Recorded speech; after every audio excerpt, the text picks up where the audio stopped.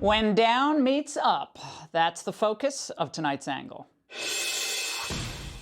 Now, watching Biden give a speech is like watching a slow-motion car crash. You can't help but rubberneck.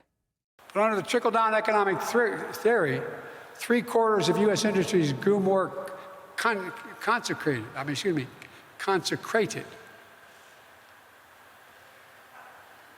I'm thinking I didn't go to Mass. But as sad as that is for America, it's not Biden's biggest obstacle to re-election. The biggest obstacle is that poll after poll is showing that Americans just hate the Biden economy.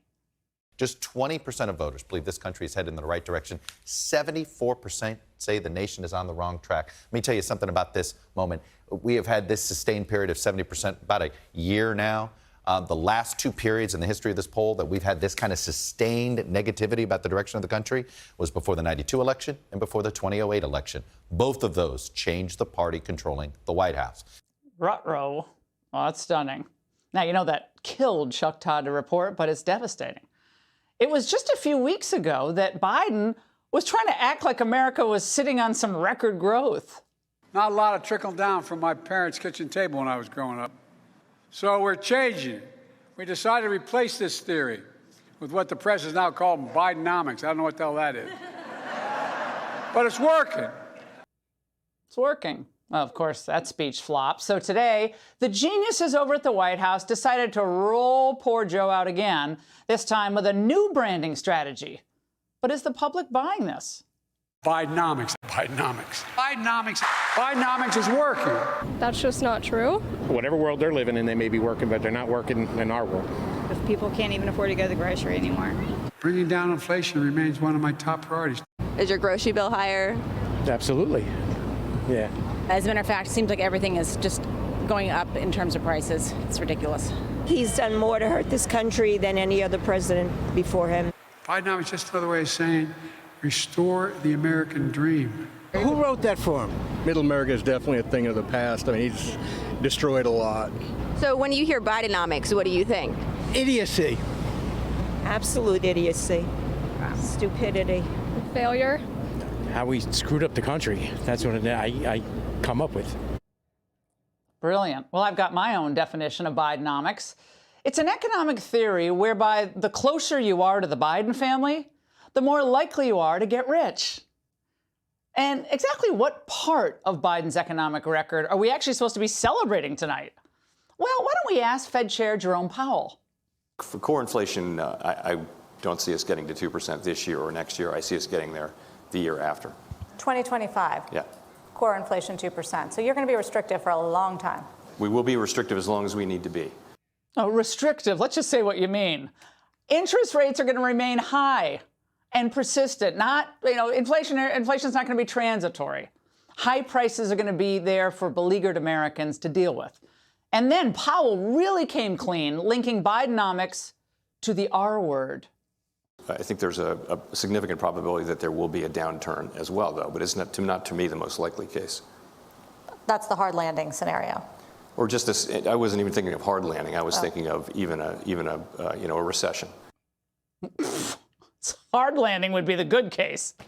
Now, you see what I mean? The Biden team thought that they could message away, all their bad numbers, like the fact that our economic growth this year is going to be a pathetic 1.6%. And next year, it drops even lower to 1%, putting us at or below the rest of the other member countries. Now, only could Biden call it restoring the American dream when Americans are having to abandon their dream of owning a home, with home sales dropping over 20%. Now, remember, the 1 year that Biden did have strong growth, that was in 2021, was before the fallout of his inflationary spending and the anti-oil and gas policies actually took effect. Biden's performance today was, when you look at it, kind of the ultimate study in cynicism. To go to speak to a country where workers are suffering and scared, and your plan is to keep the same economic team, the same economic policies that are going to produce the same pain to Americans? Your answer is to unveil a branding campaign using your own name? A real president would see these numbers and heads would roll. He'd say that 1% growth is unacceptable. It's intolerable.